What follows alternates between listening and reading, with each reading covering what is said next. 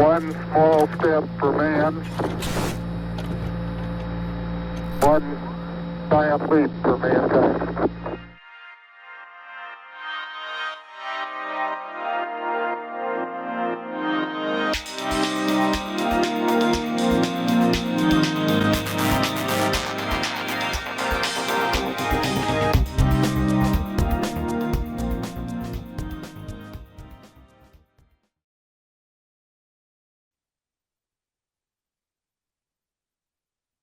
Alright, so the plan for today, we are going to paint Danar the Assassin here.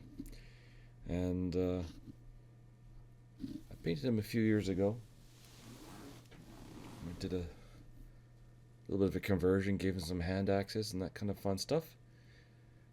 And but we're going to go with a very different color scheme from this. We're going to give him sort of a dark, dirty, shadowy vibe. The plan is we're going to do dark gray stone, so I'm going to start out with shadowed stone for the base for that, but then I'm going to highlight it up to be a bit of sort of the same lighting colors that are hitting him. We're going to use the dark elf shadow, or dark elf skin triad, or something similar, just a very, very dark purple, slightly less dark purple, and a desaturated purple as the colors for his clothing. And we're going to use old bronze and honed steel to do his weapons and the little metal bits and belt buckle on his clothing. And then we're going to do, for his skin, I'm going to use this leather triad from Reaper. We're going to use ruddy leather, oiled leather, and burnt orange. And we're going to desaturate it a bit using creamy ivory. This should give us a sort of a warm looking but pale sort of skin tone. And I've also got pure white, dragon black, and leather brown sitting out here. So we'll use the leather brown for things like cuts and scratches in the leather belt, maybe in his boots, in his little bracers on his arms, things like that. And to highlight the dark elf highlight, and we're going to use a bit of amethyst purple and creamy ivory to create highlights for the armor. And depending on what I feel like, we also use ghost white in place of creamy ivory in a few spots. So we use the creamy ivory where we want there to be a focal point, like on his shirt, on his face, and we'll use the ghost white like in the peripheral areas where we want it to be less of a focal point. So a cold blue white outside of the main focus, and we'll use the creamy ivory, which is a warm yellow off-white, in the areas that we want to have as our focus. So these are our two highlight colors for that purpose. I hope that makes sense. It doesn't make a lot of sense to me yet. I'll be making up a lot of this as I go. So that's the plan for today. And away we go. So we're going to start off. I find it hard to see this miniature a bit, so I'm going to start off by painting a base color on the base itself, and that'll make it a bit easier to sort of pick out his different shapes, different features. The overall plan is to give him a light, which is basically like central in the front light. You can kind of see that from the way that I've given this a little bit of a zenithal highlight. So the light will be coming from the front and center like that. Okay. Make sure we got the right brush on the go. We do. Okay, so I'm going to start out by throwing some shadowed stone in the bottom of the palette.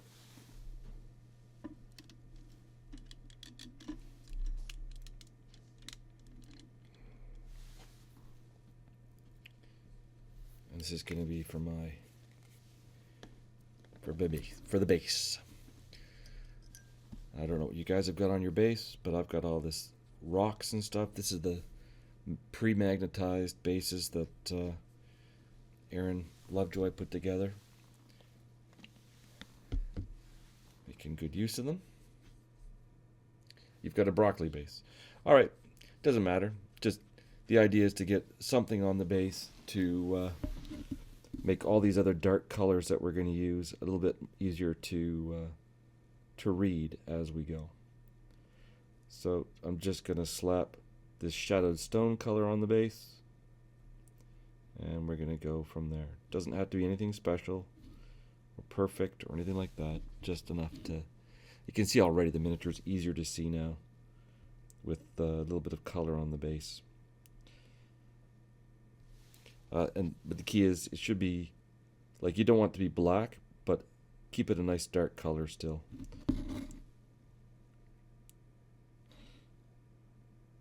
There we go.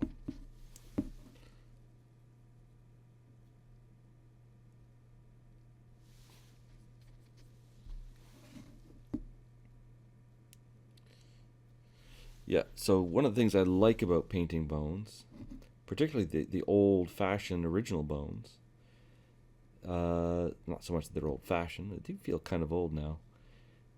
When was the first Bones Kickstarter? It's gotta be 12 years ago or something. Anyway, it's really, really easy to clip those guys off the bases. And so I clipped this guy off his base, glued him onto one of these bases that Aaron made. Super easy. Easy peasy, as they say.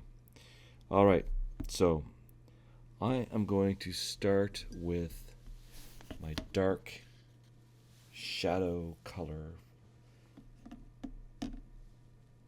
for all the clothing, which is going to be Dark Elf Shadow. So I'm using Dark Elf Shadow, Dark Elf Skin. I'll put those across the top. They're the biggest colors I'm going to use. Dark Elf Shadow, Dark Elf Skin, and Dark Elf Highlight. And I don't know why it grabbed my attention today, just this, try it. I feel like it'll look kind of interesting as like the colors for the clothing. And then I need a bit of, gonna put some amethyst purple on there. And some creamy ivory.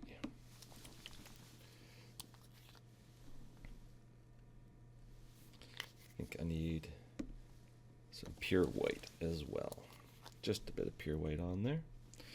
There we go. So the general idea is that I'm going to use, this is essentially going to be the mid-tone of my clothing. Shadow and then some highlights to bring out the different shapes on the armor.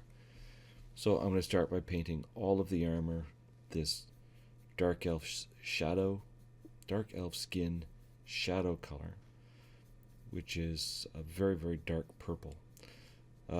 Reasonable substitution for this might be Nightshade Purple, although that's a really, really dark color, almost a black. But that would be a reasonable substitution for this. And I'm just going to paint this over anything which is clothing, including his armor. So his cloak and his armor are going to be very similar color. So the challenge in this model is going to be, how do we differentiate the different materials? How do we tell leather armor from cloth cloak, from dark colored, he's got like hose on his legs. So we have to think about, like, how do we make those different materials look different? So, like, for example, for his hose, we could paint some stripes on them. For his soft leather boots here, we could give them a little bit more of like a stippled sort of texture, make them look a bit velvety. For the studded leather armor, we can give it a bit of a scratched up look. Paint the rivets as metal, and then make it look sort of battered, like it's a harder material, so it gets scratched. And yeah, just sort of things like that. That's the way we're going to go. So I'm painting about 95% of this model purple. So everything essentially except for his hands, his face, and his weapon are going to start out this dark color.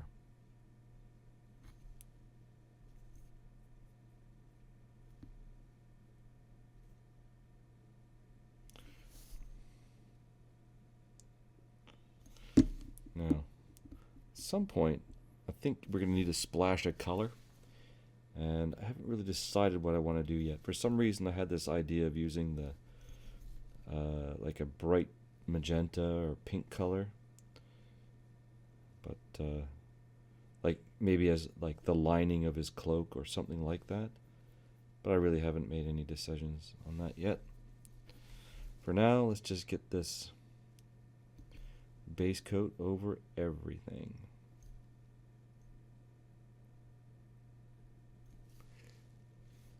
Starting to look really dark. Since he's a shadowy warrior kind of guy, I think that's reasonable.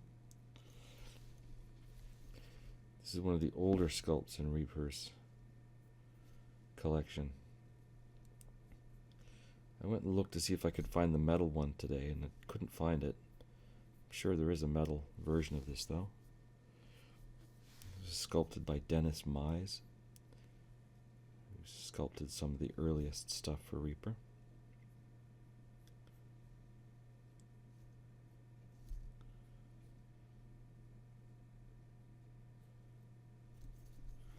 So if it's such an old sculpt, why did I pick it to do a paint along?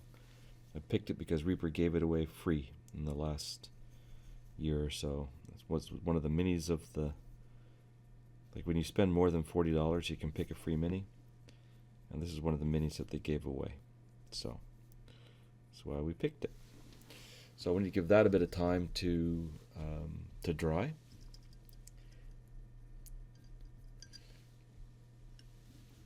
So now, while I'm waiting for that to dry, I'm going to start working on the skin tone. We'll do the skin tone over in this corner of the palette. So it's going to be, I want like a reddish base color. You could use a lot of different colors for this. You could use burgundy wine, mahogany brown, deep red. Lots of different colors would work for this. And then I'm going to use oiled leather over that as my middle sort of. It's not really the mid-tone. It's more like the shadow color for the skin tone. Burnt orange for the highlight. It's not really the highlight color, though. The burnt orange is going to be like the yellow that I add to give me a warm highlight on the skin tone. And then we'll use creamy ivory to increase the values and make light spots. See how that goes. So there's my skin triad there, plus creamy ivory to lighten it up where I need it to. Okay.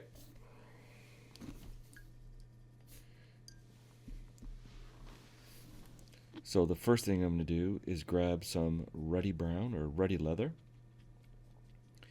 I'm going to add just a little bit of the oiled leather into it, lighten it up just the slightest amount. And we're probably going to have to put 2 coats of this over any skin to give us that good base that we're looking for the skin tone.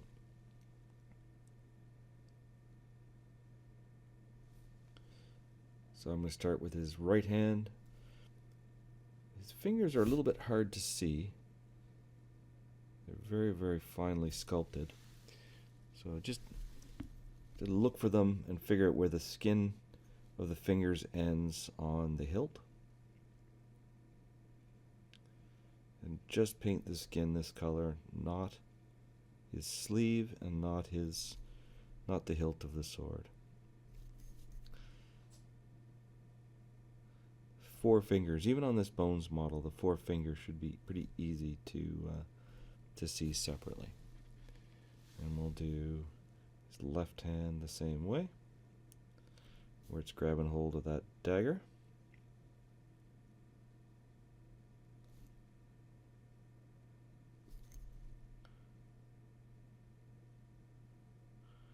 Now his eyes are quite a challenge to see, and because of the hood, they're a little bit difficult to reach the brush into. So I had a look at them earlier, and I think I've already decided we're going to do the two-step style eye on those, which means that when we go to paint the face, what we want to do, we're going to give him really, really dark eye sockets fairly early on. And we'll paint his eyes as a very early step. So now going in to paint his face, he's got, like, his brow is visible, his nose is visible. They're pretty well sculpted. We want to make sure we don't paint the interior of the hood, the skin tone. We want to just paint that line at the brow. And then his face, his chin. Don't go looking for his neck to paint. It's not necessary. We don't really need to see that.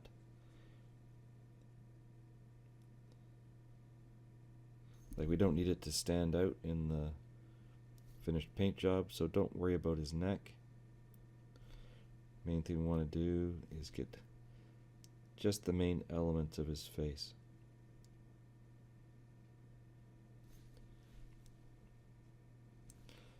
Okay.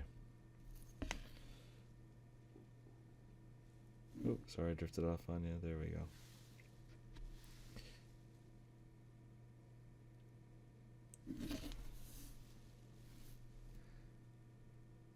Oh, that is tough to see. Not super clear.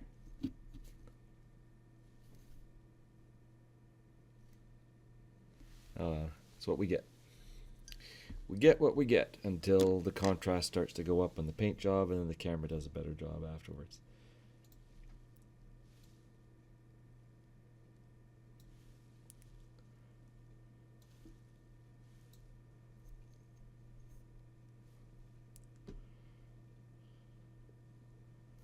Okay.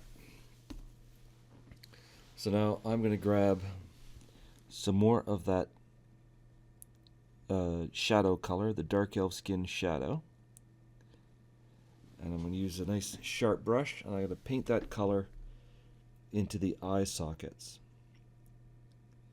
And I'm going to get the eyes painted pretty much right at the start on this mini, because I know that they're going to be hard to reach later.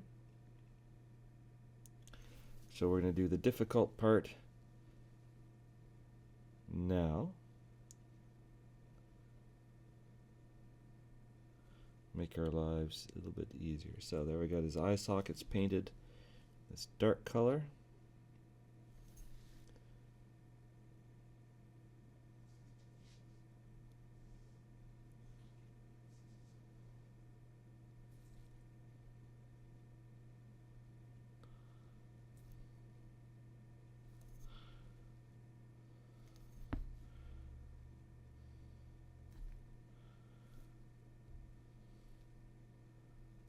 Just waiting for the eye sockets to dry a little bit before going to do the next step.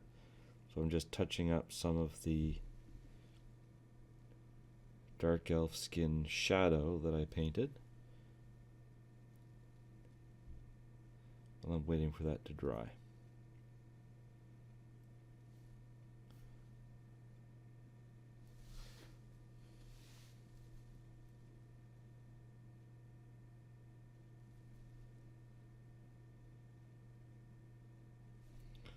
So what am I doing right now? I'm messing around a little bit, but I'm just outlining the fingers on his hands, just for my own purposes, to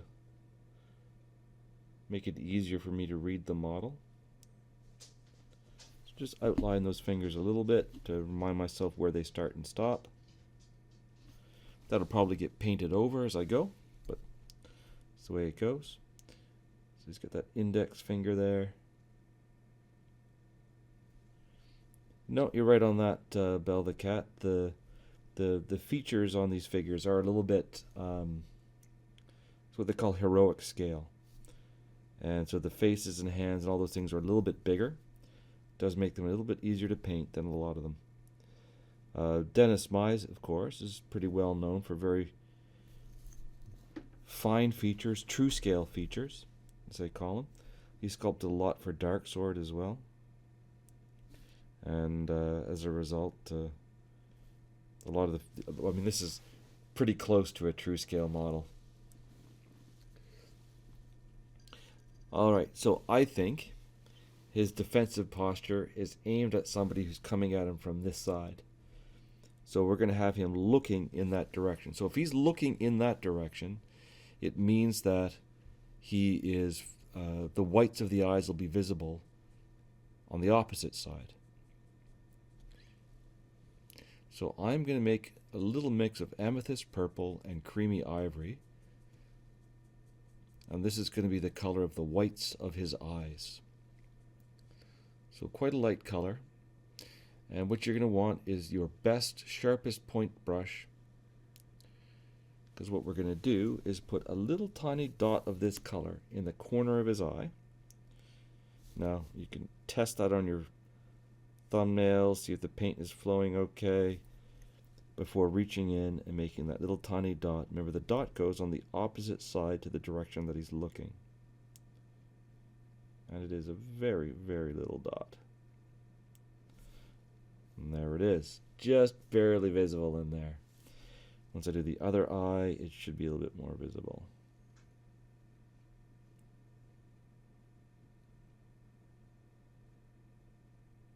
I was going to say I've improved in painting eyes over the years, but these ones are still pretty tough.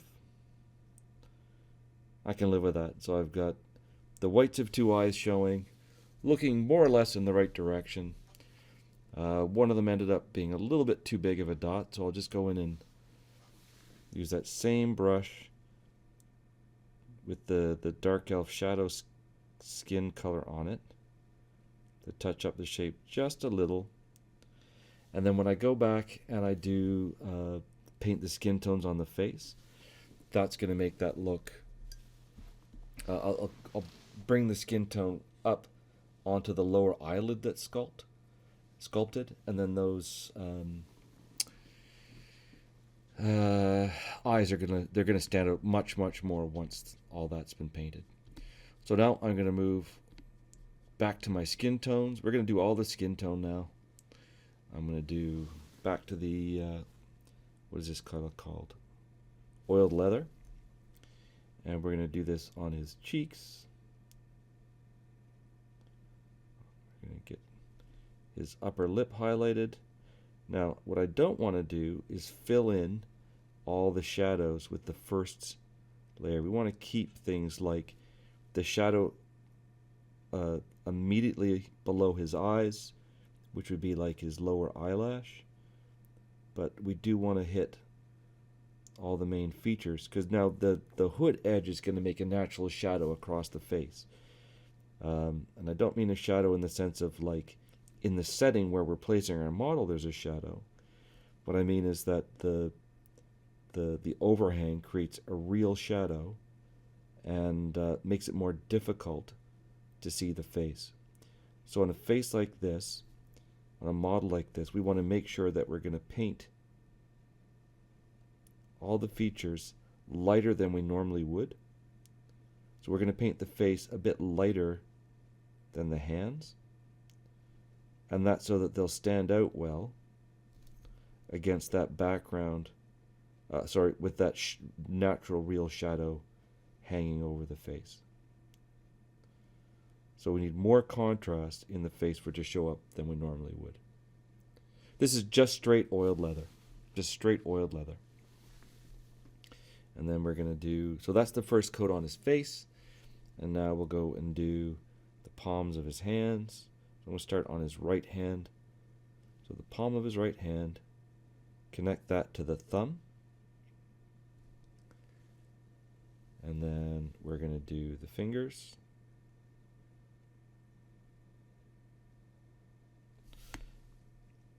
Paint all those fingers individually. And because of our light direction being basically from the front and above, the front of the hands is going to be lighter than the back. But this is still, we're still essentially working with a shadow color. That darker ruddy leather and oiled leather mix that we made, you can think of that as being like the dark line color. And this color we're putting on now is the shadow color of our skin tone. And do the left hand, so start with the top of the thumb, down to the palm of the hand, and then I'm going to paint each of these fingers individually, leaving that darker color in between to really make them look distinct and separate.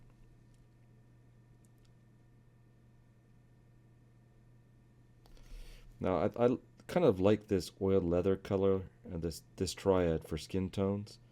It does tend to make the skin look a bit more like fake tanned, like it's a bit of an orangey tan color, but I don't know, I kind of like it.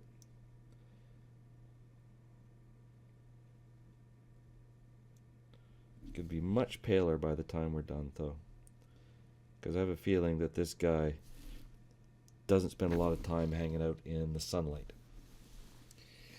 All right, next thing we're going to do, we're going to take oiled leather and we're going to make a mix. We're going to add a little bit of creamy ivory to that mix, just a little bit. And we're going to lighten that up. I feel like we could go a little bit lighter than that. So we've taken that oiled leather and essentially lightened it and desaturated it. And I want to put just a little bit of the orange, the burnt orange in there as well. The burnt orange is essentially our yellow. There we go. Just a little bit of yellow in there.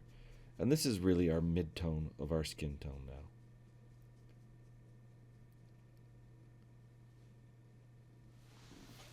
So when we go back to paint the face, remember what I said earlier, that we want this to be lighter than it really should be so that it shows up underneath the edge of this hood. So I'm going to reach up under the hood and I'm going to paint his brow with this color. The tip of his nose, the sides of his nose. Now he's got very sort of skull-like features. He's got very pronounced wrinkles in the side of his face. He's got very pronounced eyelids as well. So I'm bringing this color really close up under his eyes. And I'm getting the side of his nose as well. I'm going to make all those features look really, really distinct, really visible. The eyelids are a little bit hard to see, but they're there. Paint the top of the cheek on his face. And then connect that cheek highlight down along the side of his mouth and to his upper lip. Now I'm going to leave his lower lip the darker color, but I'm going to highlight his chin. So essentially that previous color that I said was like the shadow color, that's the color of his mouth now.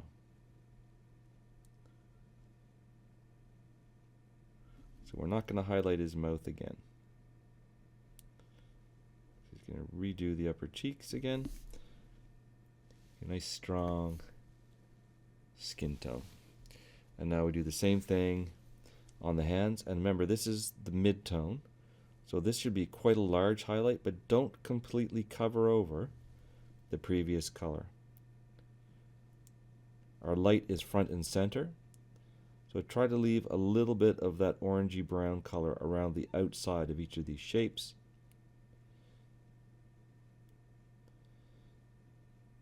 If you have to choose, leave some visible at the bottom as we do the tops of the hands. Do the tops of the fingers.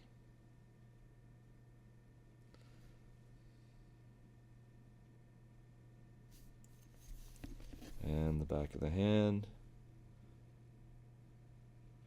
So cover less of the shadow color on the back of the hand because, as you recall, our light is to the front, so we can leave more shadow showing at the back.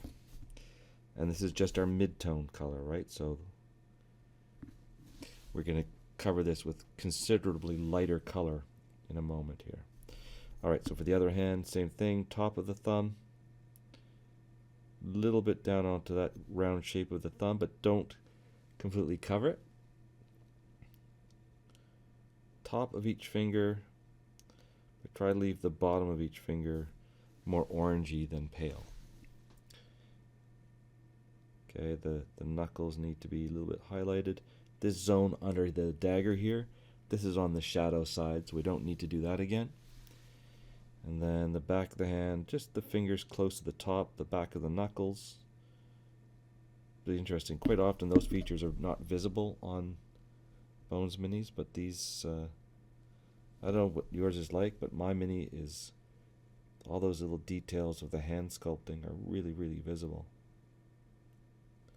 There we go. I bring that highlight right around to the front. Starting to look pretty good.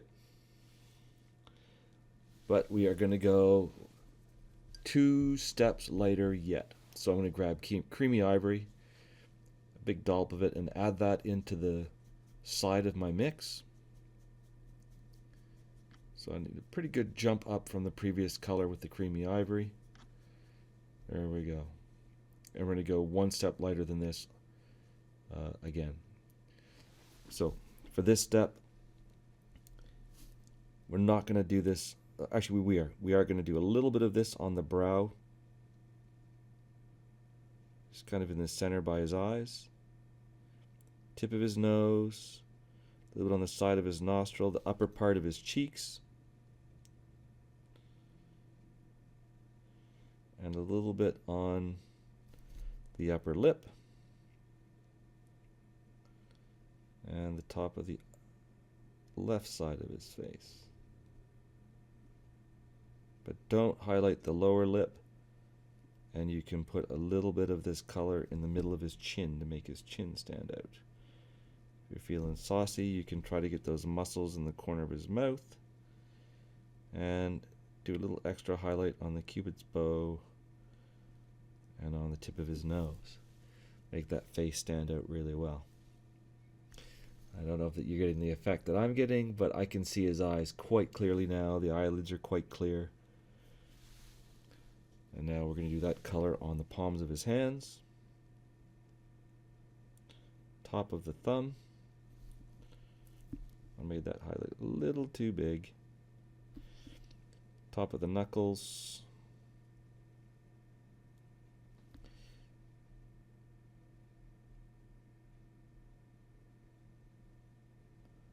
Top of the front of the knuckles, and we're going to ignore the back of the hand with this color. Same thing on his left hand, the shape at the top of the thumb. Now we need to hit this flat part on the top of the back of his hand in here. Okay, but we're really more focused towards the top of the thumb and towards the front of the model. And we'll leave that orange down on the bottom. And this color is going to go as well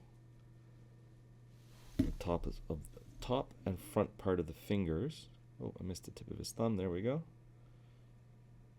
There we go. So the index finger, middle finger. There we go. Just a little bit highlighted towards the front. Now, as I said, you can see when I bring the model kind of down like that, how strong that shadow is across his face. And then with the sword on top of it as well, there's an extra layer of shadow. So we are going to go creamy ivory again. Put another dollop of creamy ivory into the mix. Make it quite light. It should be almost entirely creamy ivory at this point, just a little bit tinted towards the yellow or orange. And then we are going to paint the tip of his nose, the top of his cheeks, the bridge of his nose.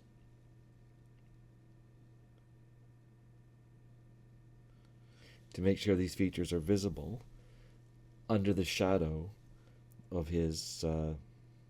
So I'm going to put a little dot on his brow. He's got like a little bit of a knot between his brows, like he's concerned. And we're going to do the top of his cheeks. Now, this color is drying out fairly fast on me today. So I'm starting to get a dry spot on the tip of the brush. when that starts to happen, paint's going to stop flowing, so I need to stop and grab that and clean that off. But I can do the Cupid's bow again, and just a little bit at the front of his chin. And I think you can see that. Oh, am I frozen? Oh, just momentarily frozen. There's a chunk of white paint at the tip of the brush that I need to remove. Just gently remove it with tip of your thumbnail. Very gently. You don't want to damage that center hair. You lost some of the recording. Oh well. Keep going. So just keep highlighting the hood. So the light is not going to reach all the way down here, but it is going to reach part of the way. So we're going to have a little bit of a highlight start there, go part of the way down. Okay, and we'll highlight in the same way on that next big fold like that. Okay, but that light is going to be cut off a little bit of the way up by the same effect of the shadow of that edge. Do part of that. And if you feel like I've done too much light, maybe I did, but we can always come back and darken that back down again by reapplying our midtone over that to darken it back down. And then we're going to do the front edge of this part of the cloak, like that.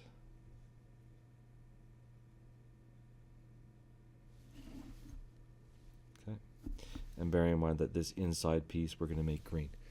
Now, to make the shirt look a little bit different from everything else, we're going to take this dark elf skin highlight color, and we're going to mix in some amethyst purple with it. So the shirt, the silk shirt that he's wearing, is going to be more purple than gray. I mixed it about 50-50, and then I'm going to go and do those same highlights again on the shirt with this lighter color, focusing more towards the front and the top than in the previous layer. I want to cover about 90% of the previous layer though. Keep going.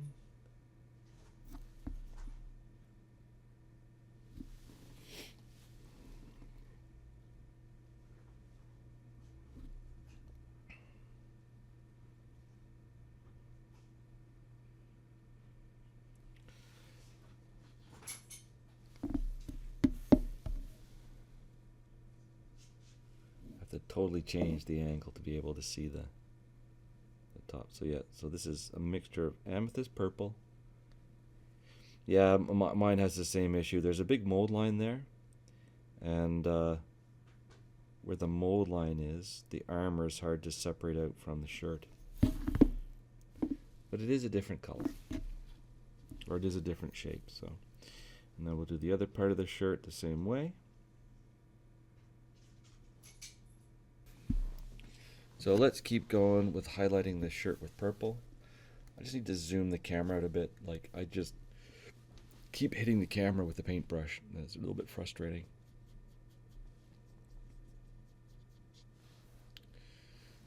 Okay, there we go. So keep doing these highlights on the upper part, the front of the shirt.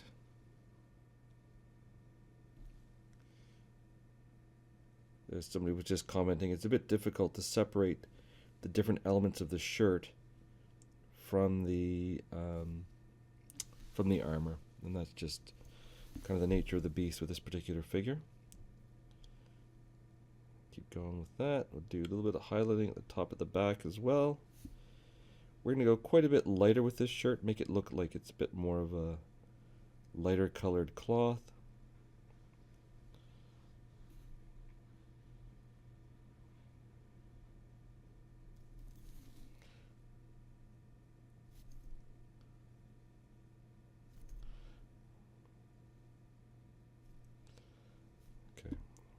Happy with that. To let that dry for a few minutes. Now remember, we've now got two different mixes, one with purple, one without. And we're going to go back to working with the one which does not have purple in it. And this is going to be, we'll use this for the, what's next? The bracers are next. So we want to do nice small marks on the bracers. So do like a little dot of lines around the edge of the bracer by the hand. And then put a few little marks and scratches on them at the top, facing towards the light source. You can put a few on the bottom if you want to, but I wouldn't put too many down there. We don't want to give the impression of light from underneath. We want the light to seem like it's coming from the top and the front. So just a few scratches and marks on there. Now the key is to try to make them smaller and finer than the marks you made in the last step. And the cumulative effect will be that when we're done, we will have a texture which is layered. And the few final marks and scratches will look like will enhance the overall leathery look of these hard leather bracers. There we go. Alright, now we do the same thing on the leather jerkin. You want to put a little line of dots around the edge. Make sure we're not covering over that dark line that we left previously.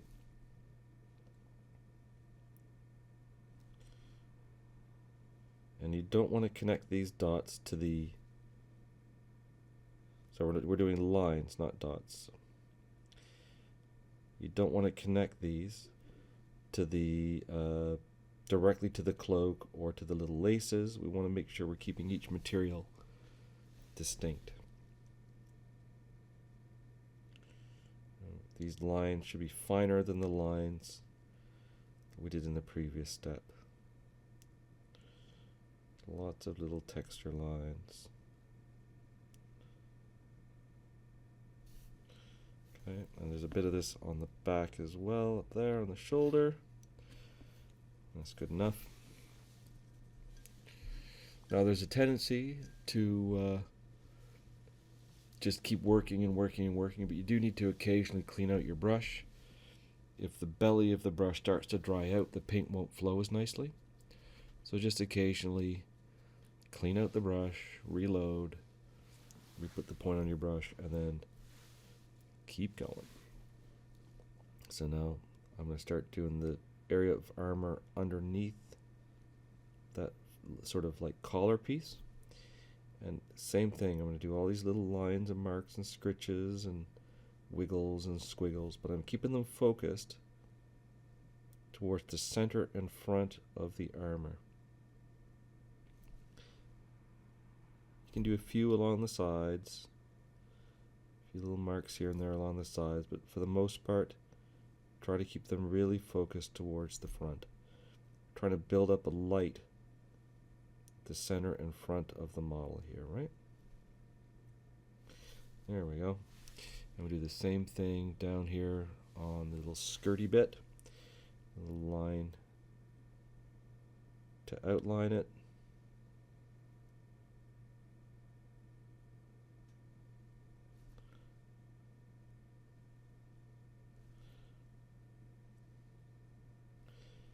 Okay, but then do lots of little lines and dashes and dots. I keep them focused towards the center and the front. If there's like a little fold or something there in the leather that you see, you can put extra concentration of lines and dashes on top of the fold. Leave a little bit of shadow underneath. The main areas we need to focus on are the center of the top of the leg,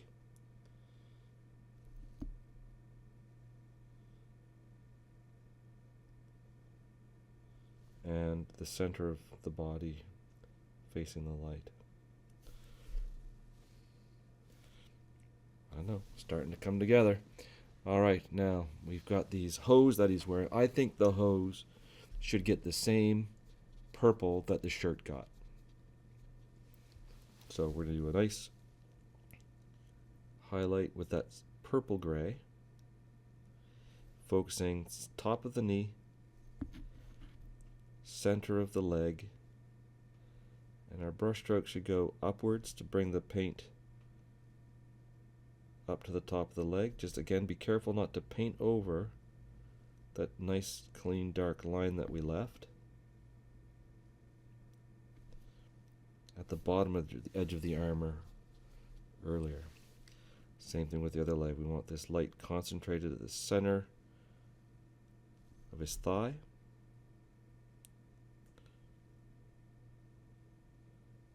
So you want to cover about 80% of that previous highlight layer, but leave a little bit on the periphery in shadow. And these little silver leggings that he's wearing are going to reflect the light a little bit more. It's going to be a little bit more shiny. There we go.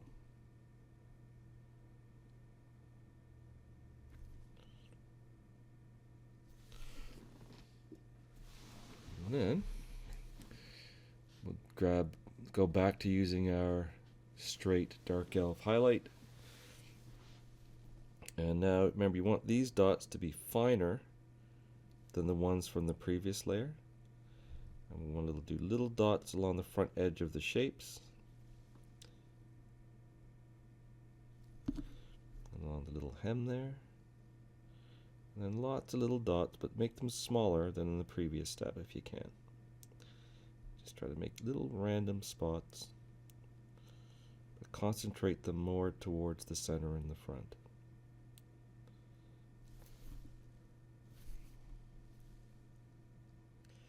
Dip, dip, dip, dip, dip, dip, dip, dip, dip, dip, dip, dot, dot, dot, dot, dot, dot, dot. There we go.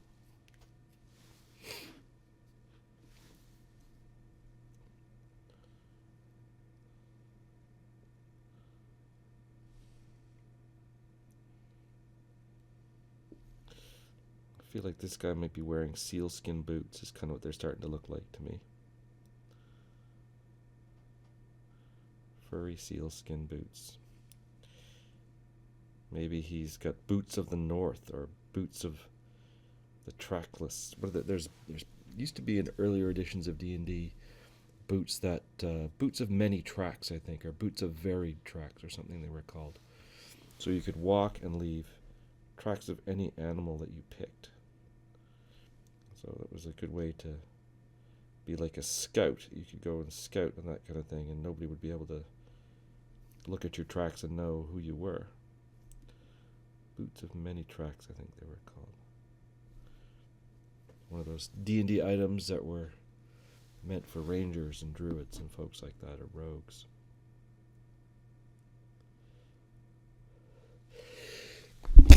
Oh my gosh.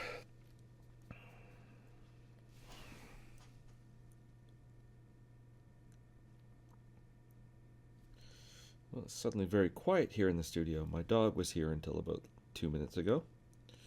The dog has just been taken home. Boots of false tracks.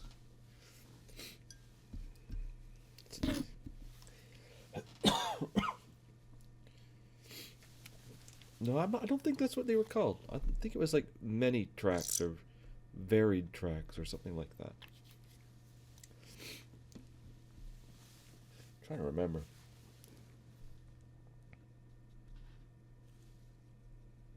That's what they're called now, is it? Well, I think that's a silly name. Sounds like a 5th edition thing to me. No.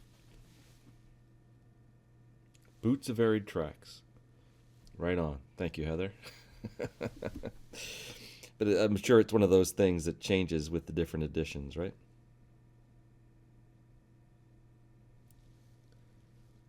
Oh, we're starting to fight now. 1st edition, 2nd edition.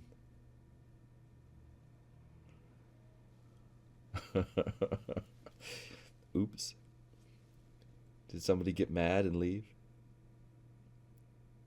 Boots of the Winterlands for the Boots of the North now. Interesting.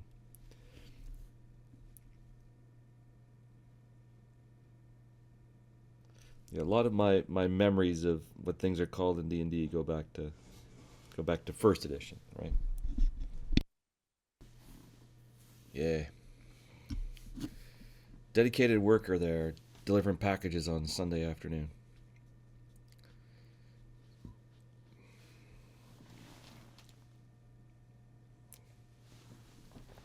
Hey, it's never too late to start playing D&D there, Bell the Cat. All I can say is well done and congratulations.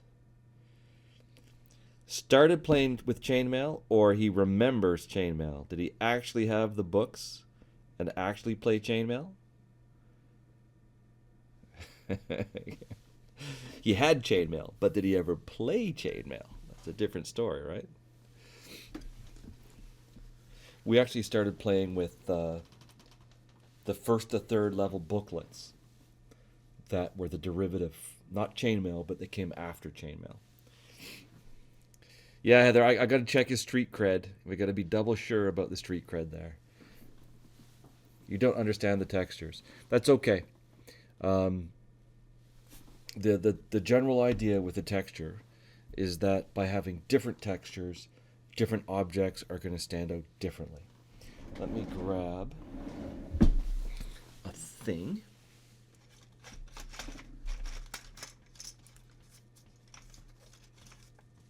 So here's a thing. It's actually looking really, really good. Your photo looks great. So for different textures, right? Okay, right on. Thanks, Heather. That clarifies everything. So he and I are the same D&D vintage, basically. I started playing with the booklets, but in '79 we started playing with the first to third level basic D&D equivalent booklets that were from Chainmail. But then we bought the player's handbook in '79 and started playing advanced D&D from the player's handbook and the DMG. I kind of never looked back. So for the texture, okay, so by having a couple of different textures to play with, right, we put them side by side with each other, and then the materials will look different. So if we have our leather, we outline our leather with some dots. Okay, so there's the edge of our leather, and we do some marks like this. And we can start with just a few marks, but then we add more, and we add more, and we build up a spot with more marks where we want our light to be focused.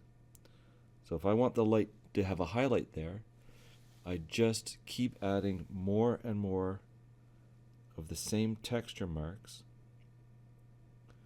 in a concentration until it almost looks like a solid color. So I've got a little bit of texture, a lot of texture, and there's my highlight.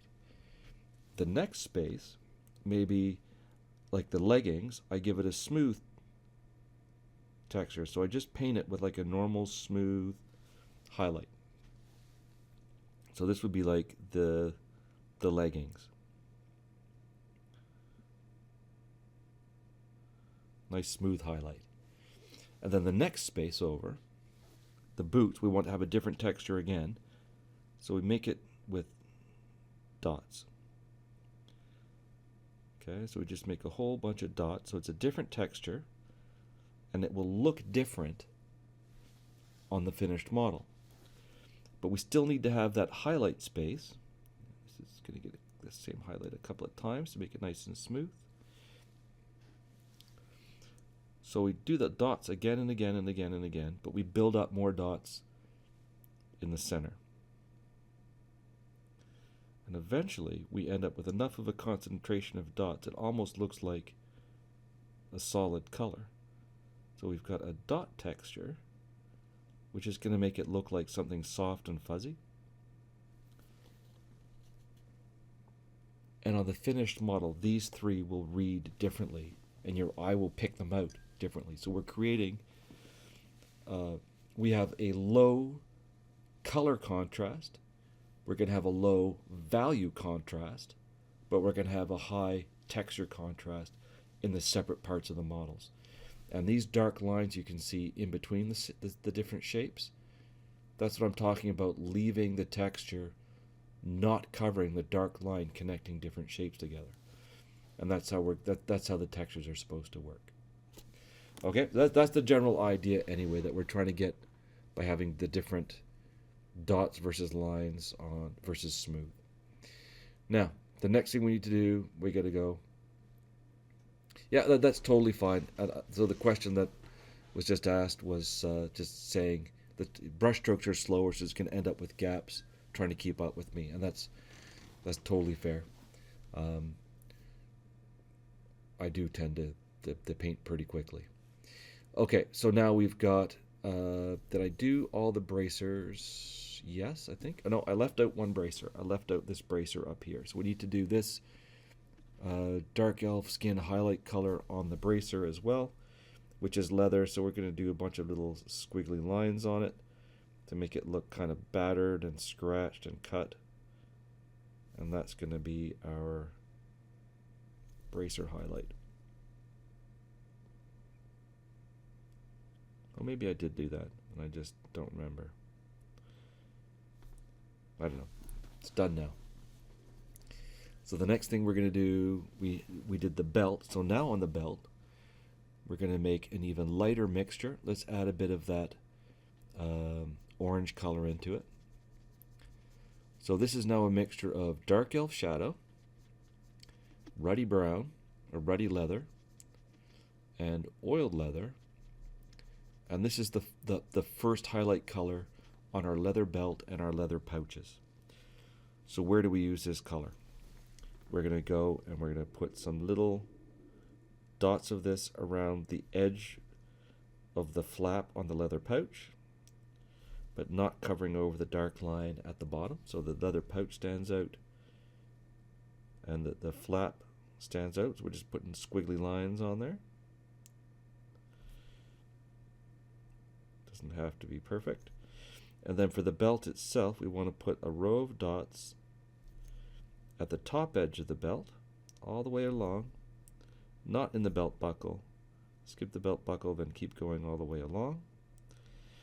And then at the bottom, we want to put some little lines, and the lines should pull downwards.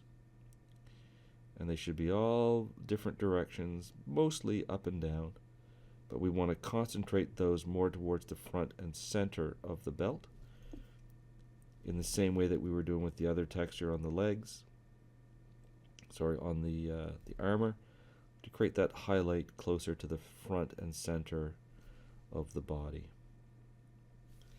There we go. We have a little bit of a highlight in the leather belt towards the center. All right, now we're going to go one step lighter, and I think it's time to put our leather brown on the palette. We'll put the leather brown right here in the middle. So when I say leather brown, I don't mean the brown we were using for the leather. I mean 90-30 leather brown. And we're going to add some of that into our mix that we just used. And the reason I'm doing this is so that I can put a texture on that belt and belt pouch, which has about the same value. It's about the same relative light and dark, okay, as the dark elf skin highlight. And do the same thing. I'm going to actually, I left out the scabbard before. We'll just incorporate the scabbard now. Put a little line of dots on the edge of the scabbard. A little line of dots working our way down. Doesn't have to be perfect. But then we do our line of dots along the top edge of the belt. This is like where the metal bits of the studded leather armor rub up against the belt and damage it. And then at the bottom, we want to put these little tiny, fine, squiggly lines, same as what we did a moment ago, but even finer, as small as we can make them, and concentrate them along the bottom edge of the belt. Same thing on both sides of the belt.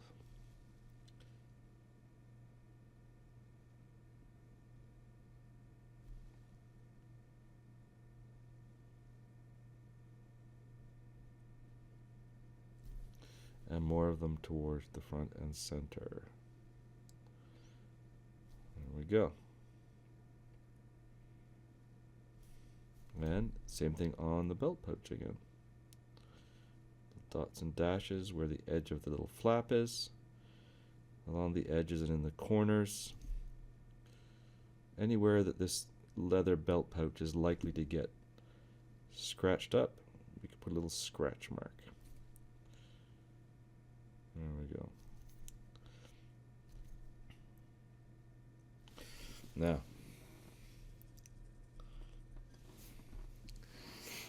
the next thing we're going to do is we're going to do a little bit more damage on the leather armor specifically.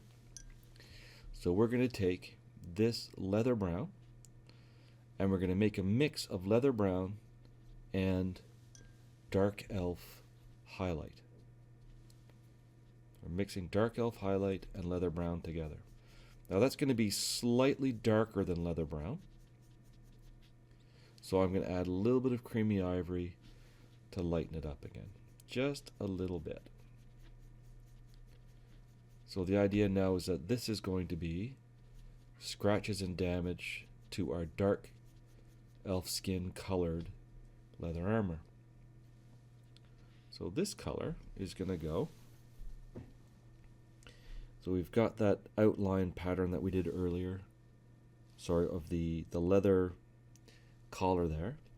So this color goes in little dots and dashes around the bottom edge of that armor shape, picking out that sort of star shape. Now the smallest little dots and marks you can make. And just work your way all the way around the edge of that. And the way to think of this is every time this guy puts on his armor or takes it off, or maybe he's like a scary, edgy assassin guy and he never takes his armor off, I don't know. But it's going to get little scratches and damage around the outside edge. And that's what we're putting on right now, is those little bits of damage to the armor. Okay, so little bits around the edge. And then you can also, predominantly in the front, but there's little folds. You can put little bits of dots along the little folds in the leather. And if you want, you can put a few scratches on it, put little like lines of dots on it, like it's been hit with a sword or something like that. And then we're going to do the same thing down the front. Put a few little marks and dashes and scratches on the front of that armor. Like, picture that he like crawled through a thicket. Now it doesn't matter if you accidentally hit some of those rivets, because we're going to paint all of those rivets black before we highlight them with the metallic.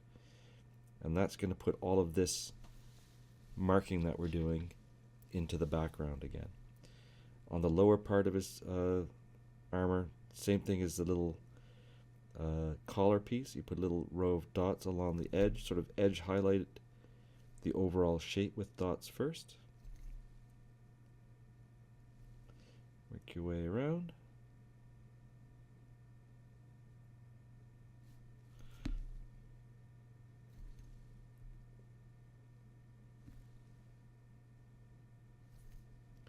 Okay, and then if there's a little fold in the cloth, mark that edge of that with a, because that's going to be like a crease in the leather, and where the leather is creased, it's going to crack, and this color is going to be visible anywhere that the leather armor has been scratched or folded or repeatedly folded, or where he's crawled along the ground, or it's been hit with a sword in battle. Anything like that is going to leave a mark on this armor. And that's what we're putting on there now. So depending on how much of a beat up scruff you want him to look like, that's how many marks you make. I want my guy to look pretty scruffy. So there we go. And then we're going to do the same thing with the same color on the bracers. Excuse me.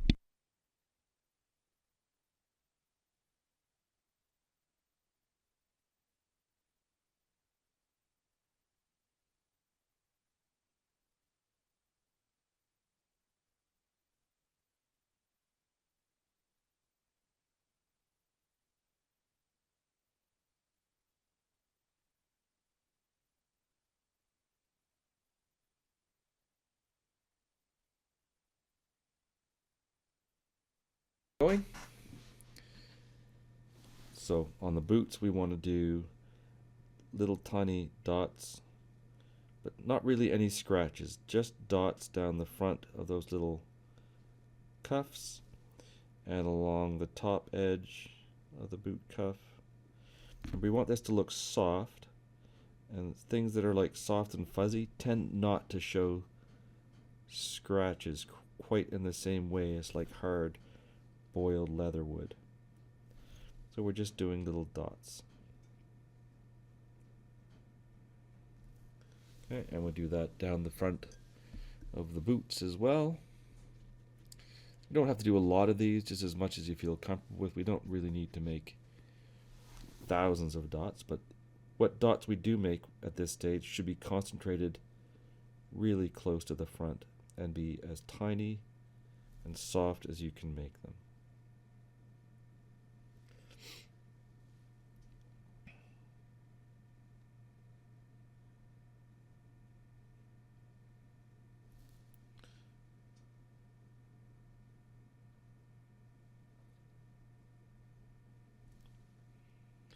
Yeah, I'm starting to feel like this guy's more of an assassin, not an assassin, like a wilderness ranger in his soft leather boots than he is of a murderous assassin. Could all be a disguise though. Maybe he's disguising himself as a ranger. Kind of outline his toes with this color. Down the front of his legs as well.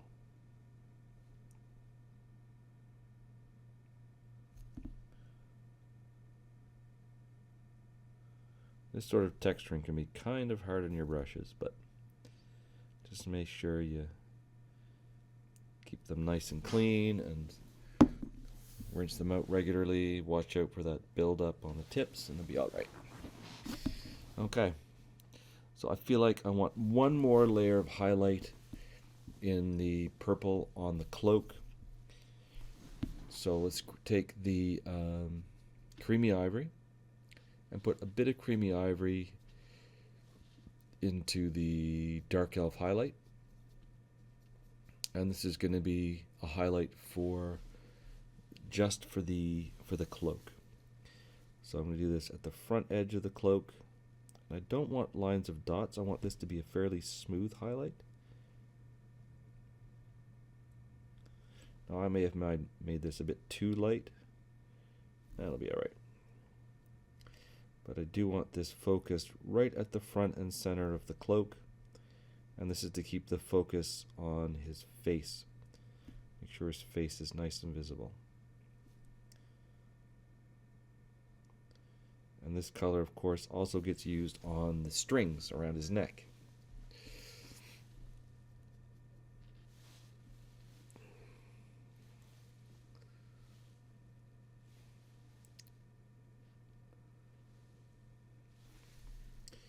So pick out the little loops of the strings.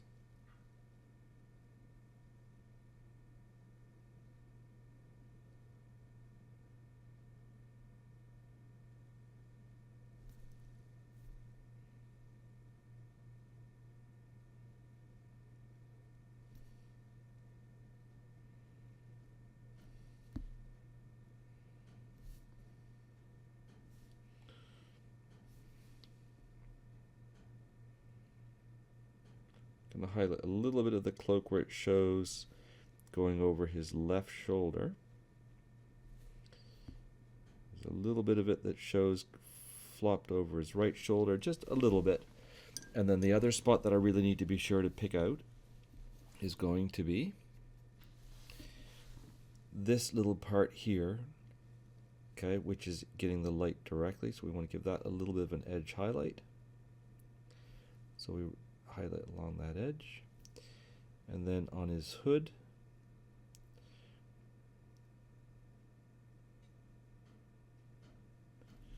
just where the front edge of the cloth meets with kind of the liner bit, along like that. Oh yeah, and then down here below his arm where the light would catch the front edge of this. This is the front edge of the cloak.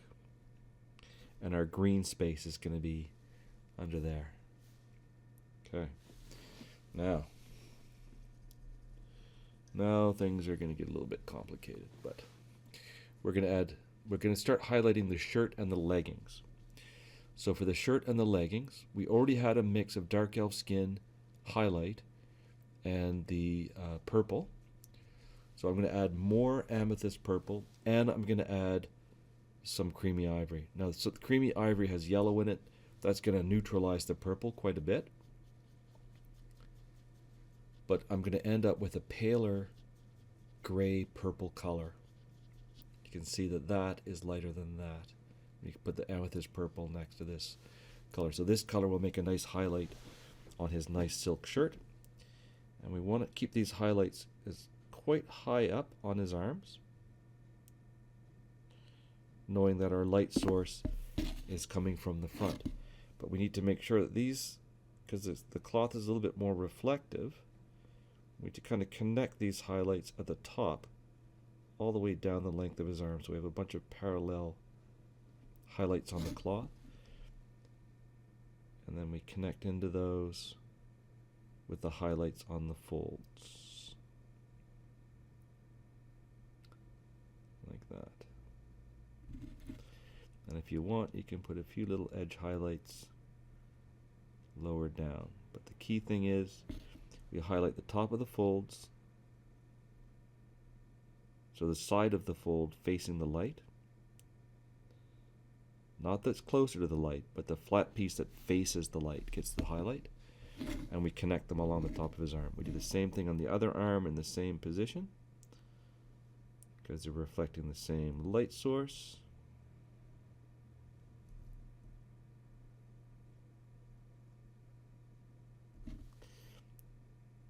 And that shirt should look to be made of a different material than the rest of his clothing as a result, because it does not have a fancy texture.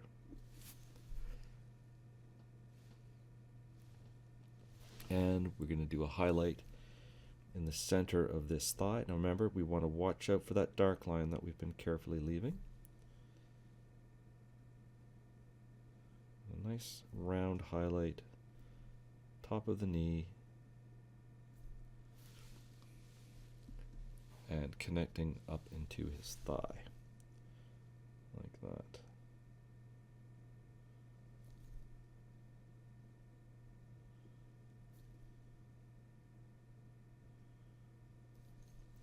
And the same thing on the other thigh.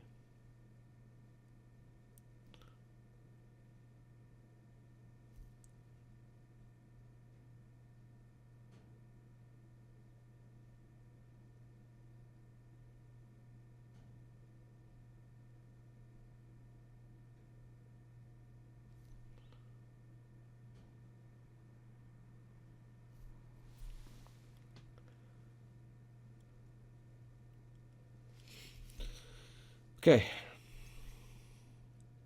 pretty happy with that. Now, we could go even lighter, but I want this guy to be a bit shadowy looking, so I'm going to look at him off the side, out from underneath my main light, or you can put him under your desk if that helps. See if you can still see the shapes. See the spacing between the shapes, like see the dark lines between the shapes. If you can't, then you probably don't have enough contrast, and it's probably need to go higher on the highlights. We could go much higher with the highlights on this guy, but I'm kind of liking this shadowy look he's got going on. So now what we're going to do is glaze, and I'm going to glaze over this with my darkest color, because I want him to be very shadowy. So I'm taking the dark elf shadow color, and I'm going to make a mix of it that's about, I don't know, 3 parts water to 1 part paint. So it's going to be very, very thin. How thin? Well, there it is on my thumb. Very thin. And I'm going to use this to smooth out the look of the back of the cloak. So I'm going to start up there on the top of the cloak, and I'm going to pull it across the top of the hood, and then pull this glaze down along the sides of the hood into that shadow that I left at the bottom of the hood. And what's going to happen is, as this dries, it's going to give more of a purple tint, and it's going to sort of dull down all of those highlights and make them look a bit darker and a little bit smoother. So we pull this down across, start at the shadow on the back on this little loop here, and I pull this down across each of these highlights, and then I'm going to park that excess material down in the little crevasse. So what I'm doing is I've got that drop of dark paint, and if I want to park it in the shadow somewhere like down there, because that's already painted this color, so as it dries it's not going to leave a water stain. So I pull the paint across the surface and push it down into the little area that I want the shadow, and as that dries down there, I'm not going to end up with coffee stains, but I end up with a nice shadow. So that's what I'm doing on the cloak. So we'll do that across those highlights we made and push it, our excess dark elf shadow, into these little crevice areas to dry. And that's going to smooth out our highlights. And we will do the same thing on the lower part of the cloak. And we'll push it off the highlights and back into the shadow. Now remember, our shadow is not out here. Our shadow is in here. So we push it off of these highlights onto the back of these folds to dry. Onto the back in there.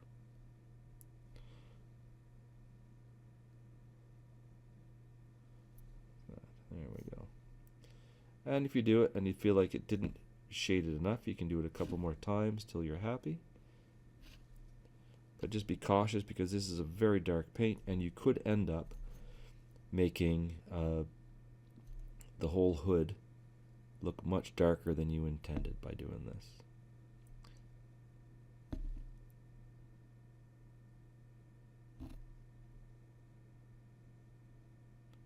Okay, now we're going to do the same thing over the armor. So as I look at this little frilly bit, the jagged dragon collar thing he's got going on here, I'm going to start at the side and pull across that, and then pull that paint down off into where there's the dark line. So there's a dark line there, so I'll push it up against the edge of the cloak, but then pull it off at the bottom and let it park in that dark line space. Same thing on the other side. Pull it along and then push it off. Once I start working this color on the center part of his body, put a big dollop of it on there, I'm going to push it around the sides into the shadow under his arm. And this is going to make all that texture stuff that we did less apparent. It's going to darken it all down, and that's what we want. It's going to make the texture more subtle.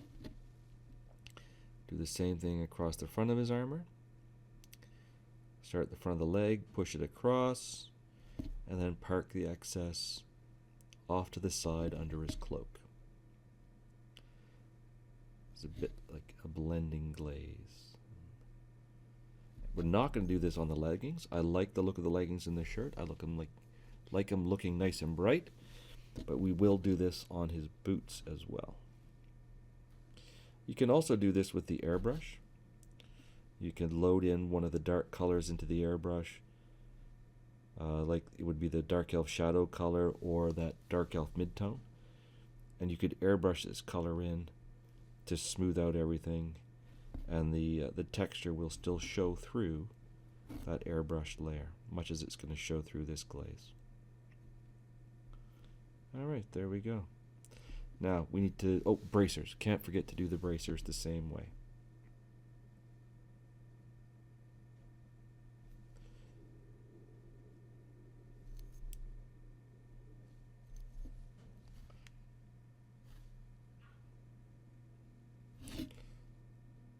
There we go.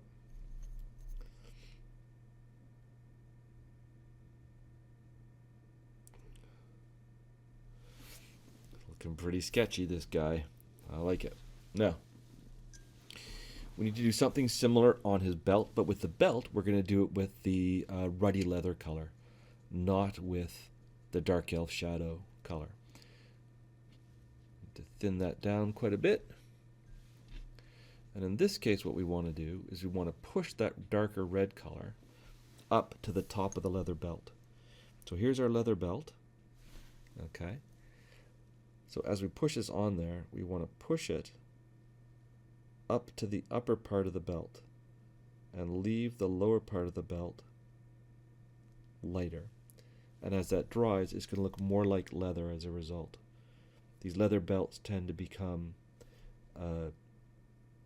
concave from strain, so the upper part tends to be more in shadow than the bottom. Not always, but generally.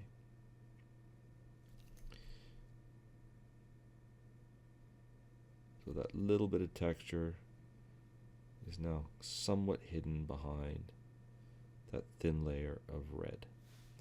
Okay, and I think while we're at this, let's just grab some ruddy leather and let's paint the leather of the handle of his longsword this ruddy leather color, front and back. Just the grip. I don't think there's any grip showing on the dagger. Might be a little bit. So I'm less concerned about the dagger being painted than the longsword. There we go. Okay. All right, let's do the green cloak. So here's how we're going to do the green cloak. We are going to take a green color like, let's use olive green. So I'm going to use olive green 9035. Why? Because it's a desaturated green. I don't want a super strong green color. I just want a hint of green. And I'm going to take the dark elf mid-tone, the dark elf skin mid-tone, and I'm going to add a little bit of this green into it. What's that going to do? It's going to give me a color very much similar in value to the dark elf mid-tone, but it's going to have it's going to be slightly lighter, and it's going to have a greenish tinge to it. It's still going to be a desaturated gray. Now, what I'm going to do with that color, I'm going to outline the liner of the cloak with this color. So I'm going to start on the back where it will be easier to manage. So we've got this part of the cloak here is all liner. This is all cloak liner. So what I'm going to do is I'm going to go in about 2 millimeters, and I'm going to make a line parallel to the hem of the cloak. And I make that line go all the way along.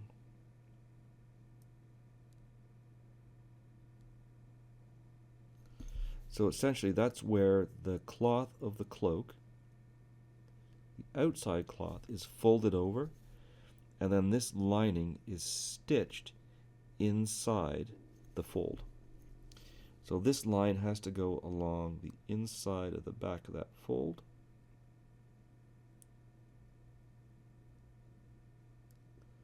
Like that. So there's a line inside there. And the line comes all the way around, comes all the way to his boot. And then behind his boot, this line continues. Goes into the lower part of the fold, and then all the way along, out almost all the way to the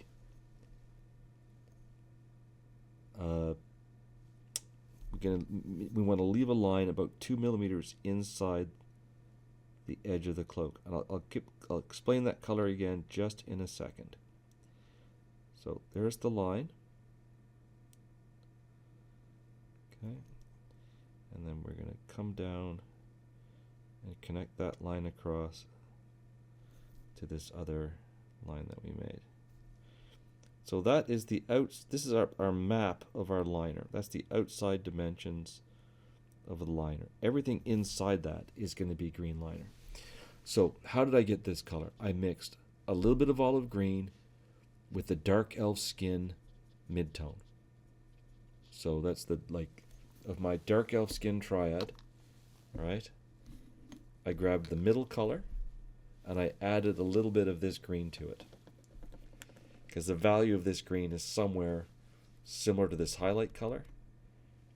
So I mixed it 50-50 with this one, and then I'm going to lighten it further with the, well, by putting more of this green and a bit of pale ivory into it, creamy ivory. And then that's going to make the liner of the cloak lighter than the outside of the cloak. So that's where I got that from.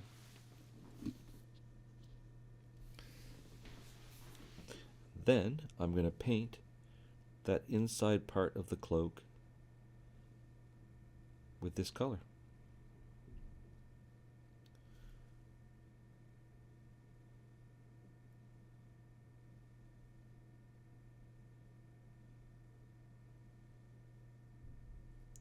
Now, those of you who understand values in terms of light and dark paint, you know that this color is too light to go on the back side of the model.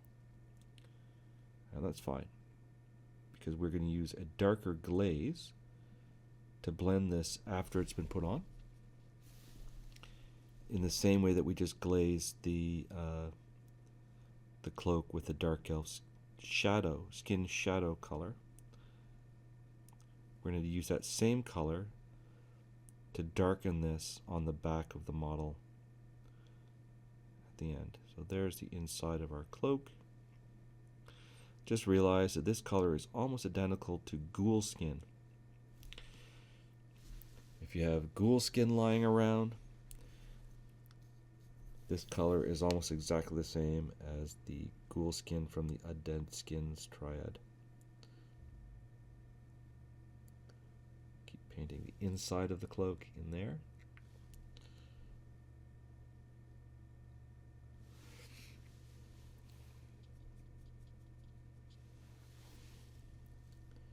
So this would be the part of the cloak that the rogue does not want anybody to see, because it's easier to spot than the outside of the cloak. But actually greens are quite good as a camouflage color in the dark. So it's not a horrible choice.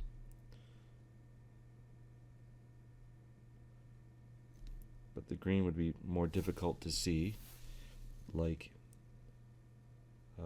at low light in the woods, that sort of thing.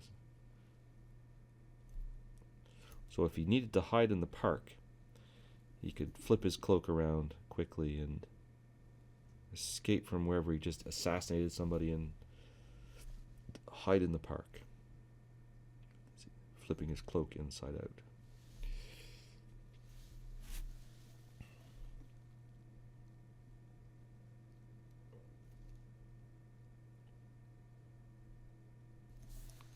There we go. So now we've got that first layer of green liner in there. Okay, and now we're going to add more of this pale green color to make another mix. I'm going to add some more creamy ivory to desaturate it, make it lighter. Even lighter. This is going to be our first highlight of the liner. We probably only need to do one highlight of the liner. And now we highlight this in the same way as we did the other parts of the cloak. So this color, we reach all the way into the bottom of the fold with it.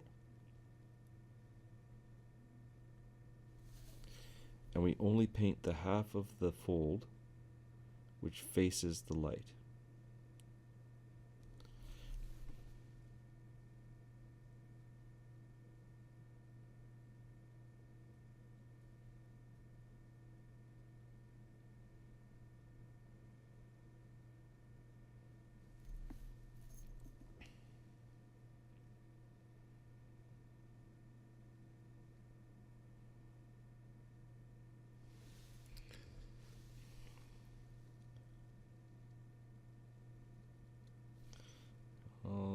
to the bottom of the fold.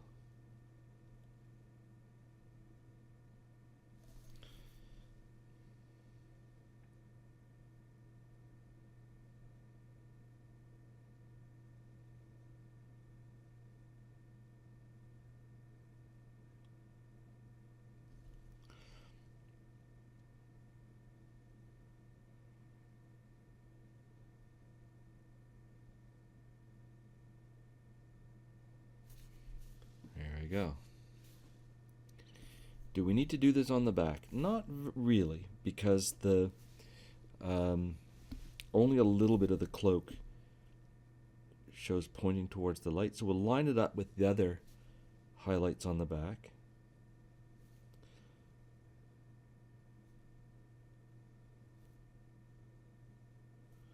Just like that. We only really need that one highlight on the back of this guy.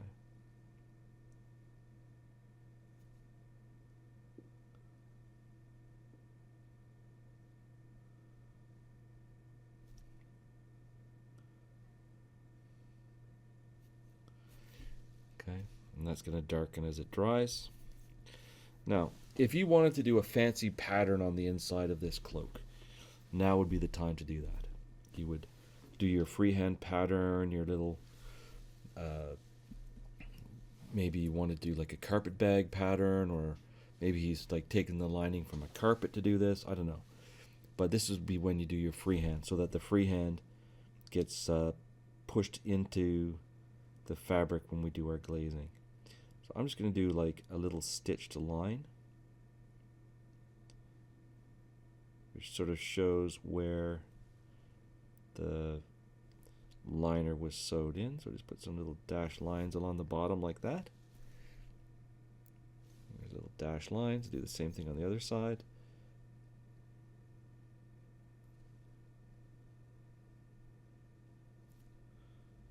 A little bit of detail for anybody who cares to look closer.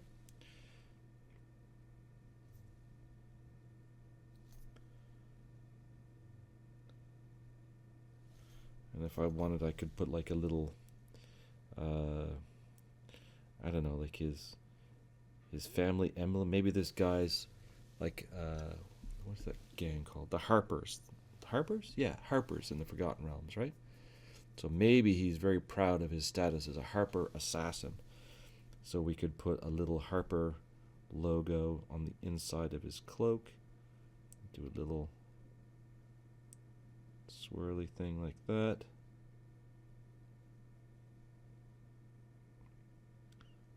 And there's the top of the harp. And put some little lines there for the harp strings.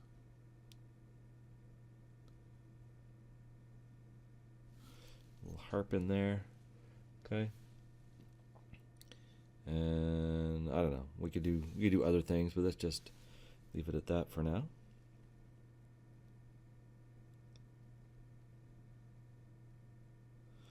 There. Looks a bit more like a trumpet now, but whatever. And so what we'll do is we will glaze that same purple color, the dark elf shadow color, over all of this. We just have to be a little bit more careful about where the dots land to avoid getting watermarks. So this color exists already at the bottom. Okay, so when we glaze, we want to pull the color across all these surfaces all the way to the bottom smoothly, and park our last little droplets right at the bottom. And that's going to darken that green down a lot. Just make sure you don't leave any drops sitting out in the open.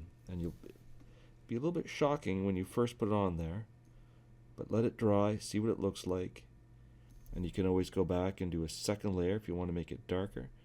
What you really don't want to do though is get part way and leave a blob, because that blob has already, in the time that I've been talking, made a coffee stain. You want to do strong, smooth brush strokes, top to bottom, all the way down in one go, and push that glaze right off the bottom of the model to avoid any coffee stains. And if it didn't make it dark enough, you do it again. feel like I want to do some more on this part of the cloak too, since I'm here. There we go. Okay, I ended up with a little bit of coffee stain because of the demo I was trying to do. That's fine. But now it's all kind of the same relative lighting and values. I think I'm going to make some deliberate coffee stains and marks on this base with the same purple color. Just mess it up a bit, put some what I like to call gooey wet marks all over over that green or gray stone that we did at the start. I'm going to let that deliberately dry into coffee stains, like it's the floor of a sewer or something like that. And we'll highlight the base over that again in a minute. So there we are. We are like just about finished this model. But what we haven't done yet is any of the metallic bits, and it's time for that. And these metallic bits are going to take a couple of minutes. So here's what we're going to do. Get some dragon black, and we are going to paint anything that's going to be metallic is going to be painted dragon black now. We'll do that first. So what is going to be painted as metallic? The belt buckle to start with, the pommel of this dagger,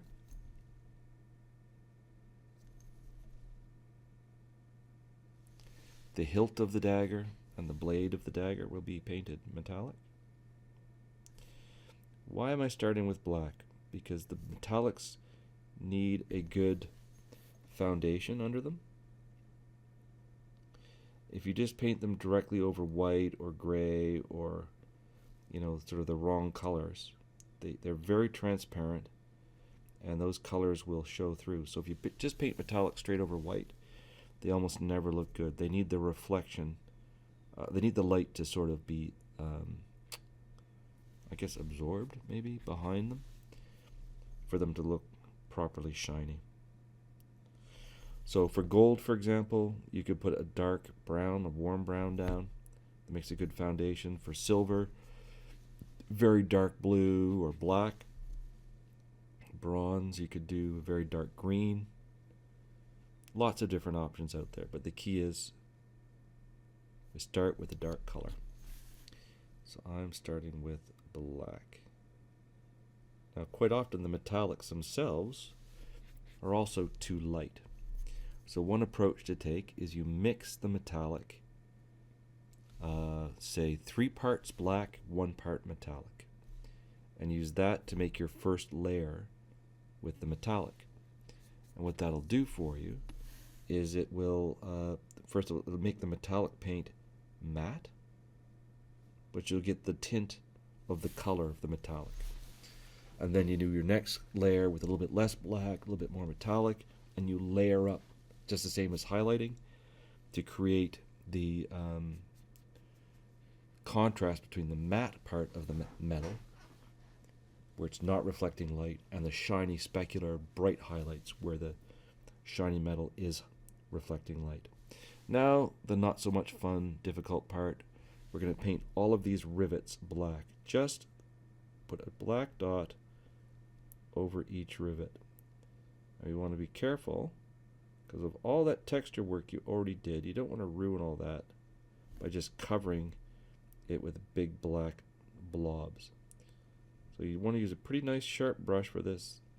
Nice small black dots over each of those studs in his fancy studded leather armor. It is better to have the dots be too small than too big in this particular case, I think.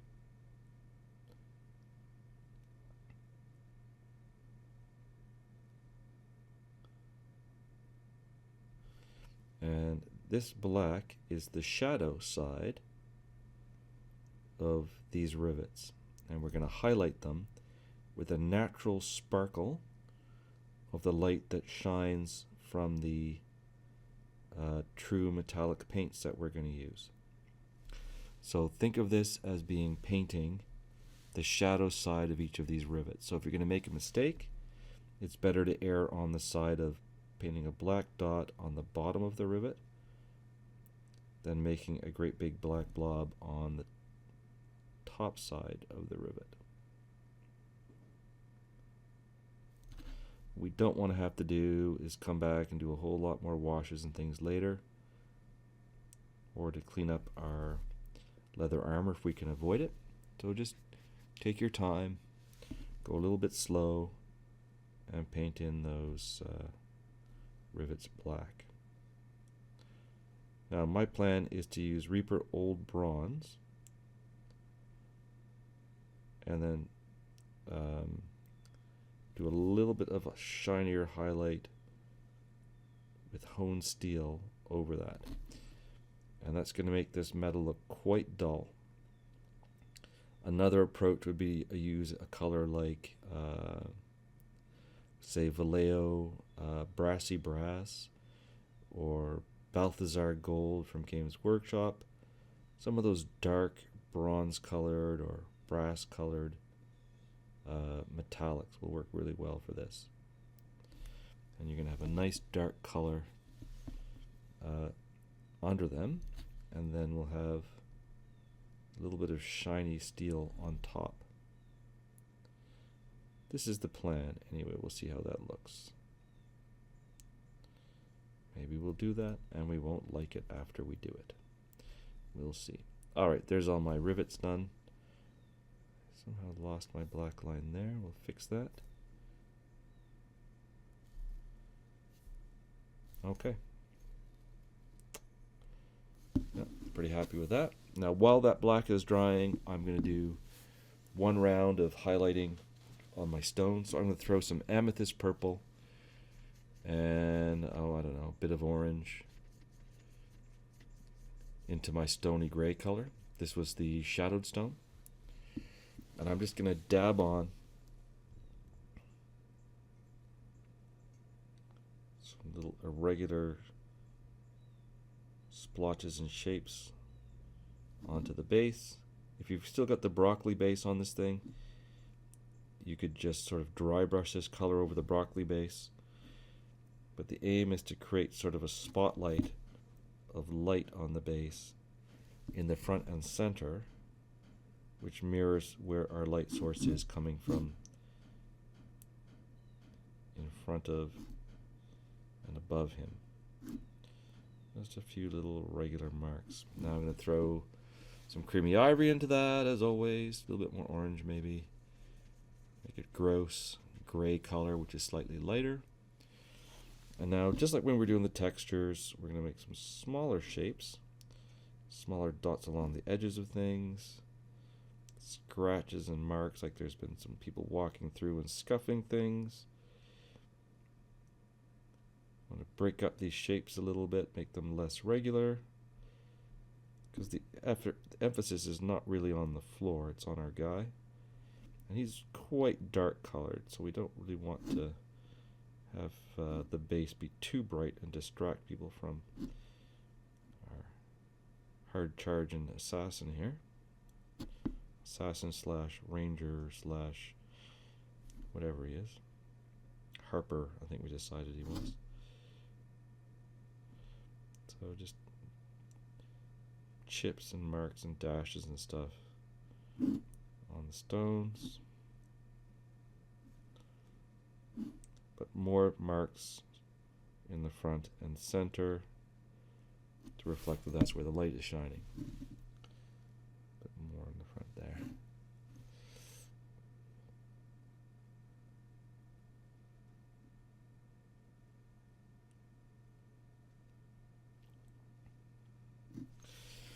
And since this base is supposed to be kind of filthy, let's grab some green and gray and purple and just make a gross dark color.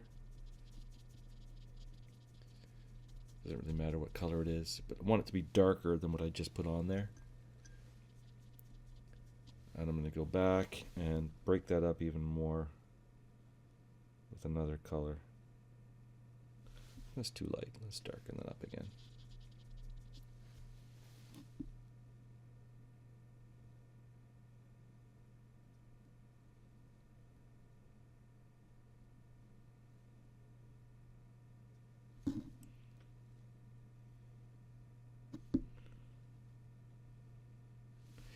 There, it's a bit better. So now we've got our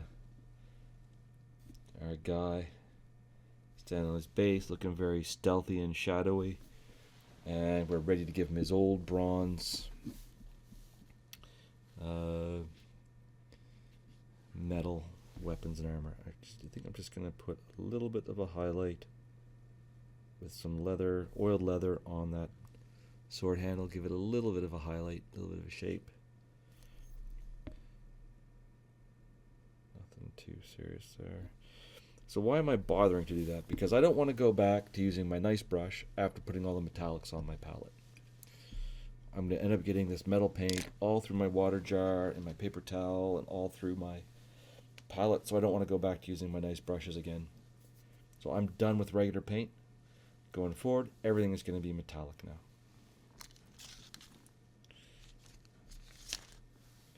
So I'm going to toss this piece of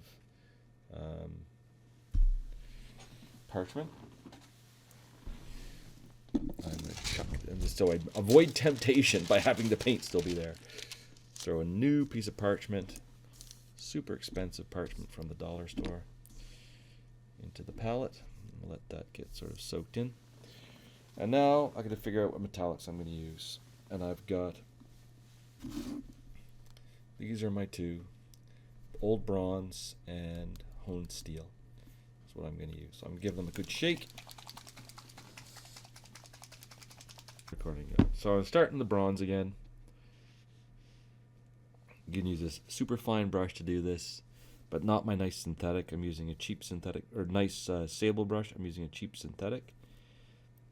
And I want to be careful not to get this color anywhere that's already fully painted. Put this on the blade and everything.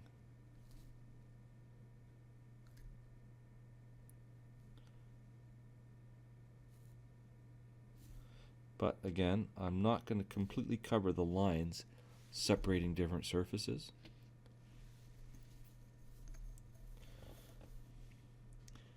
I'm going to preserve those black lines so I don't have to go back in and paint them again at the end.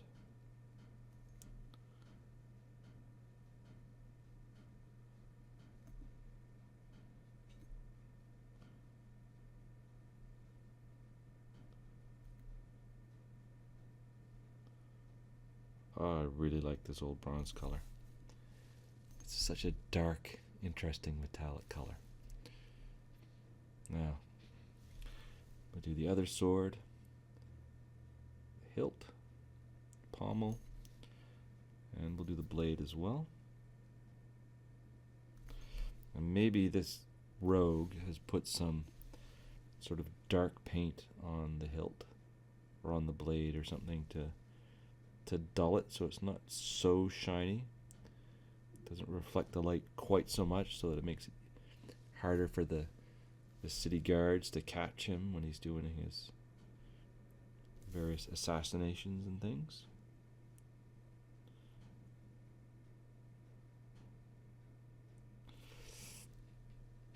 Again, the hood is the place you're most likely to screw up and get the metallics on the cloth. So in this case, I'm going to turn him upside down. I'm going to work with the brush away from the hood so I reduce the chances of making a mistake. Go slowly and carefully. Work my way along.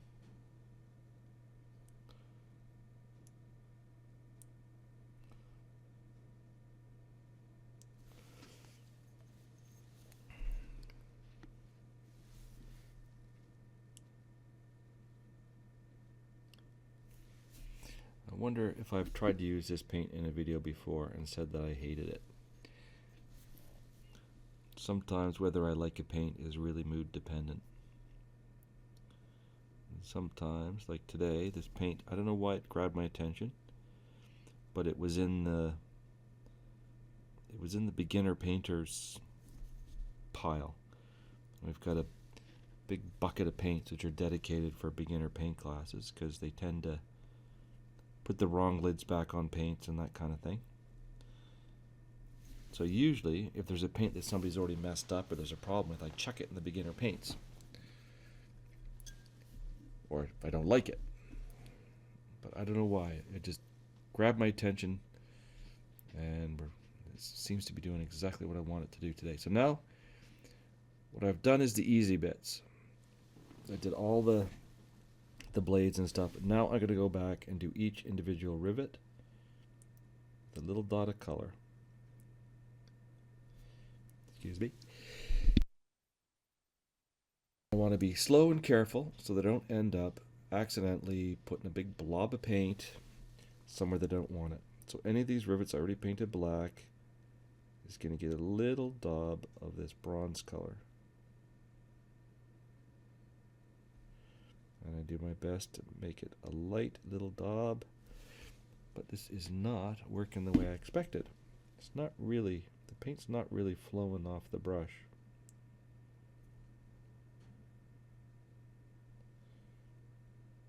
The problem will be if I try to put flow improver on these, in the bronze paint, it'll flow so easily that I will get a flood. So I just have to go slowly and carefully.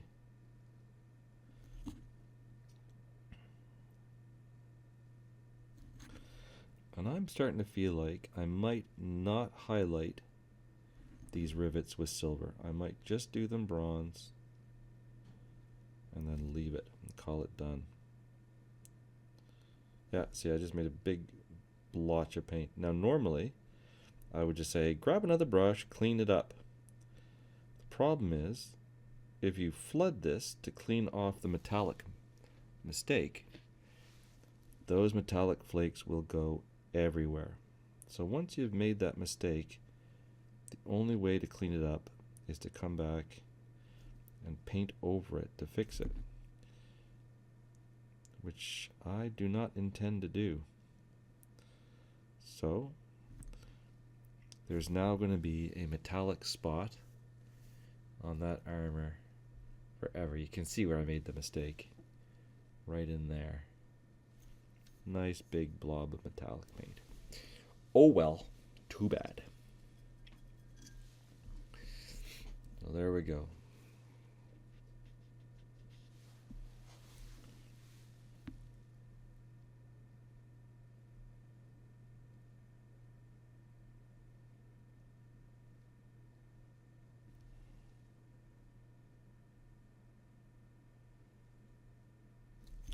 So what can we do to make the metallics easier to work with?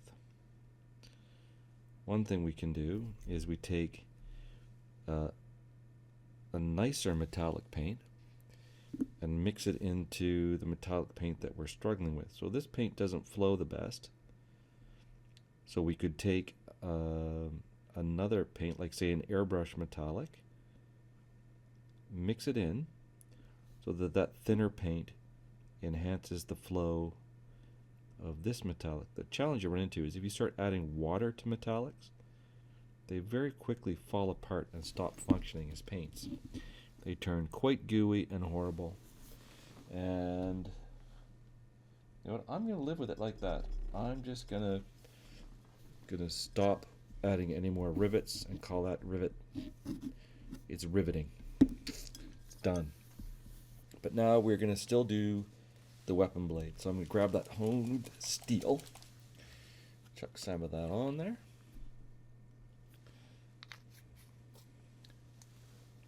and we will put the honed steel on the blades. Now there's a couple of ways to do this. We could just go on and play it straight on.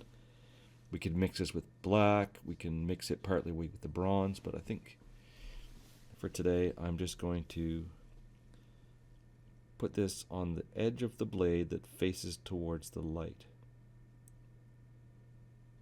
So on the dagger there's a very distinct edge which faces upwards. So you can see as I've rotated, that edge is now a lot shinier than the other edge, and that's going to make the sword look sharper. So that's what I'm going to do on both blades. Do that on the other blade of the dagger as well. And I'm doing this just on the blades, not on the hilts or the pommels. There we go. And it makes the blade look skinnier. I'm going to do that on this blade as well.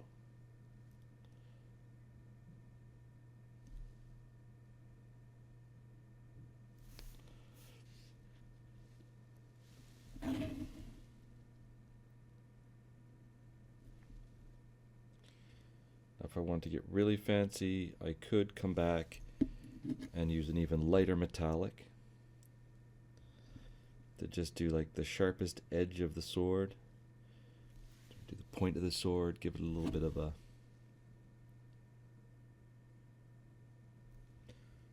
distinctly sharper looking edge. But I kind of hate metallic paints at the moment, so I don't want to do it. I'm happy with that. That's going to work. It's got a light side and a dark side.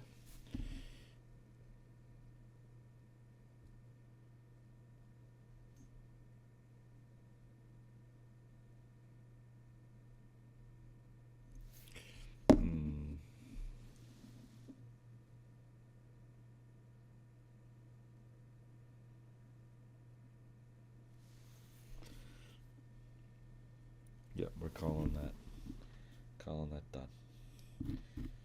There he is. Super shiny, sharp blades. Very rogue looking dude.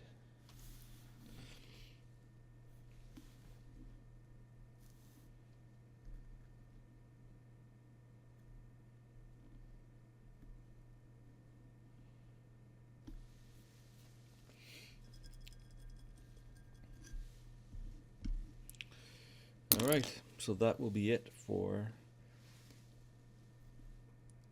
Danar the Assassin. I'm trying to remember what the next one is going to be. Something complicated, as I recall. Ooh, the Mind Eater. Next week we're doing a brain with feet. That's going to be fun.